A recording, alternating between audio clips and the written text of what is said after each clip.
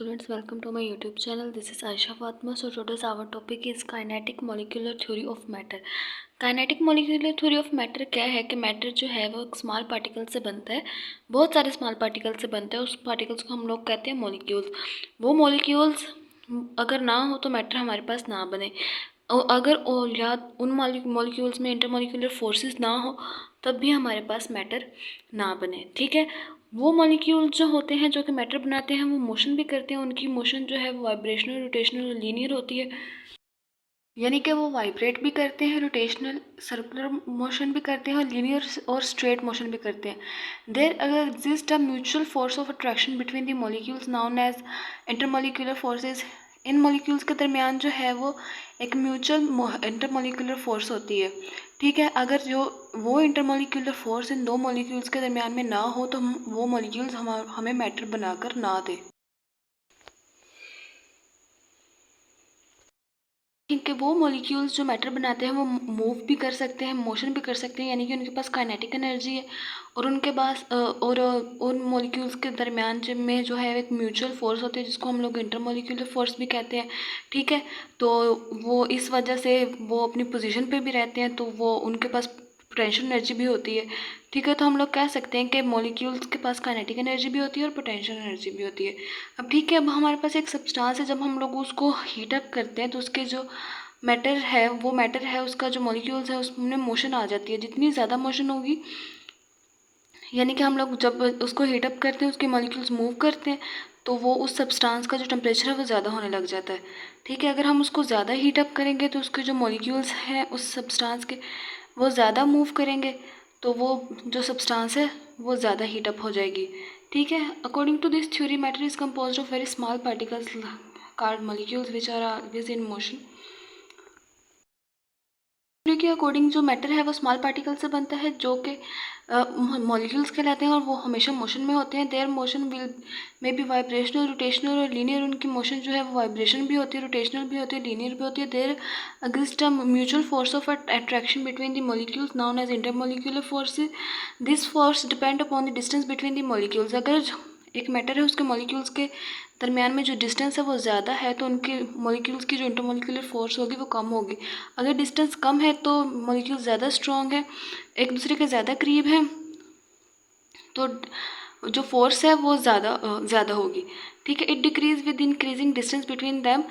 The molecule possess kinetic energy due to motion and potential energy due to force of attraction. When a substance is heated, its temperature rises and its molecular motion become more vigorous, which increase the kinetic energy of molecule. जब substance को hit करते हैं उसका temperature rise करता है, उसके molecule जो है बहुत ज़्यादा तेज़ी से मूव करते हैं जिसकी वजह से मॉलिक्यूल्स की जो काइनेटिक एनर्जी है वो इंक्रीज होती है। Thus the temperature of a substance depend upon the average kinetic energy of its molecule. जो टेम्परेचर है सब्सटेंस का वो काइनेटिक एनर्जी ऑफ मॉलिक्यूल्स यानी कि मॉलिक्यूल्स की मोशन पर ज़्यादा डिपेंड करता है। जितनी ज़्यादा तेज़ी से मॉलिक्यूल्स जो है मोशन में होंगे उतना ही टेम्परेचर ज़्यादा होगा।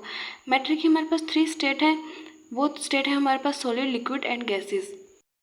सॉलिड, लिक्विड एंड गैसेस को हम लोग इन 3 चीज़ों से देखेंगे। अब देखेंगे हमारे पास एक स्टील का ग्लास है, इसके जो मॉलिक्यूल्स हैं वो हमारे पास एक दूसरे के ज़्यादा करीब है।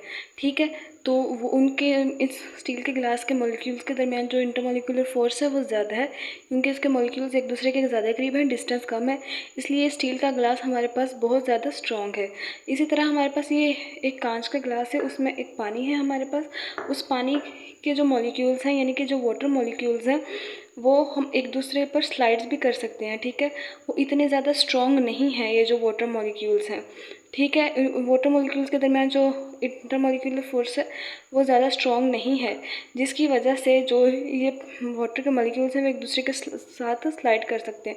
जबकि ये हमारे पास स्टील का ग्लास था, स्टील के ग्लास में अब देखें कि ये स्टील की एक शेप है तो यही शेप रहेगी।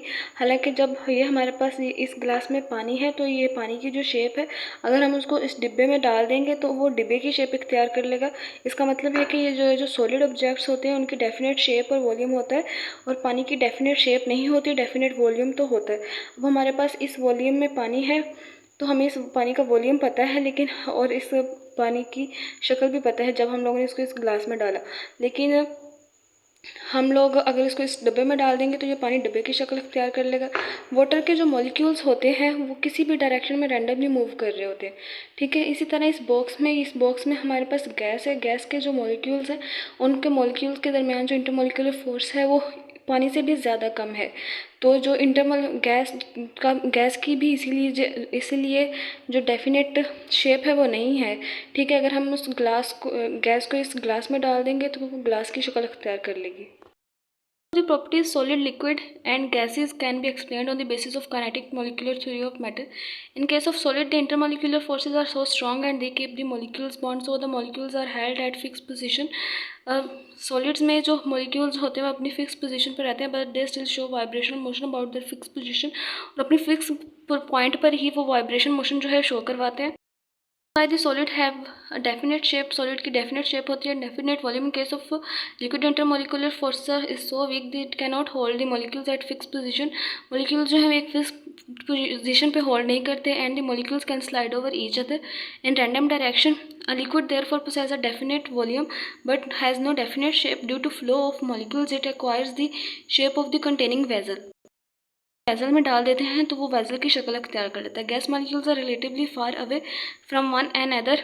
गैस मॉलिक्यूल जो है एक दूसरे से दूर चले जाते हैं। Due to which gas neither possess a definite volume और नोर अ डेफिनेट शेप, जिसकी वजह से गैस के जो ना तो डेफिनेट वॉल्यूम है ना ही डेफिनेट शेप। नेक्स्ट हमारे पास है प्लाज्मा। प्लाज्मा एक ऐसी गैस है जिसमें ऐसे एटम्स पाए जाते हैं जो कि आयनाइज हों, और जो वो आयनाइज एटम पॉजिटिव आयंस और इलेक्ट्रॉन्स यानी कि नेगेटिव आयंस कहते हैं। इलेक्ट्रॉन्स पर नेगेटिव चार्ज होता है, इसीलिए इलेक्ट्रॉन्स को नेगेटिव आयंस भी कहते हैं। तो जितना गैस का मॉलिक्यूल होगा वॉल्यूम होगा। अब देखिए इस बॉक्स में गैस है, तो जो प्लाज्मा गैस है हमारे पास उसके पॉजिटिव आयंस और नेगेटिव आयंस इस बॉक्स में मूव कर सकते हैं किसी भी डायरेक्शन में, and they are freely moving in the volume of gas due to presence of positive ions and free electrons. Plasma is a conducting state of matter. Positive ions और free electrons positive और negative ions की वजह से हम लोग जो है वो उसको मैटर की कंडक्टिंग स्टेट भी कह सकते हैं। It allows electric current to pass through it. ये इलेक्ट्रिक करंट को अलाउ करता है अपने अंदर के पास से गुजरना। The gas in the plasma state has property which are quite different from ordinary gas. Plasma में गैस में कैसी प्रॉपर्टी होती हैं जो दूसरी आम गैसों से मुख्तलिफ होती हैं, ठीक है। Therefore plasma is known as fourth state of matter. Plasma को हम लोग मैटर की फोर्थ स्टेट भी कह सकते हैं। अब देखिए उन्होंने कहा है the sun and the most of the stars are in the plasma state. जो सूरज है और बहुत से स्टार्स हैं वो प्लाज्मा स्टेट में है।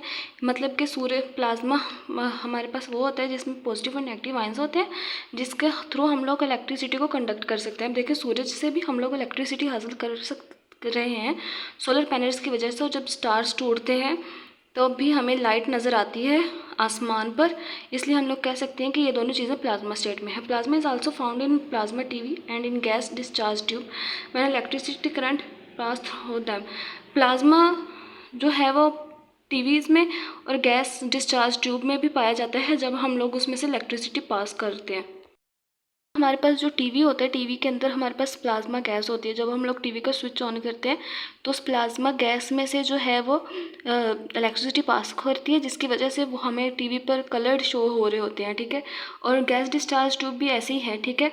The plasma state also occur during the early stage of light formation such as known as light streaming. जब लाइट बन रही थी ना अर्ली स्टेजेस पे, तब भी प्लाज्मा जो है वो अकर करता था। प्लाज्मा स्टेट हम लोग यूज़ करते थे, यानी कि हमारे पास प्लाज्मा स्टेट होती थी। हम लोग उनमें नेगेटिव आयन और पॉजिटिव आयन की जो अमाउंट है वो कम करके और उसमें से इलेक्ट्रिसिटी पास आउट करके चेक करते थे कि इसमें कलर बन रहा है, लाइट बन रही है।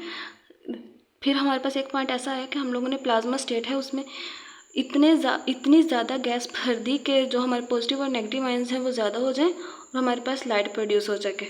विच are conducting part through the atmosphere due to ionised air molecule. तारों में आप लोगों ने अक्सर देखा होगा बिजली की तारों के दरमियान जो डिफरेंस होता है, ठीक है, उसमें से हम लोग गैस डिस्चार्ज ट्यूब गुजार दें जिसमें प्लाज्मा गैस है, तो वो उन तारों के दरमियान जो डिफरेंस होता है वो जो एयर मॉलिक्यूल्स होते हैं वो आयनाइज्ड होते हैं, जिसकी वजह से जो गैस डिस्चार्ज ट्यूब है वो हमें लाइटनिंग शो करवाती है, ठीक है।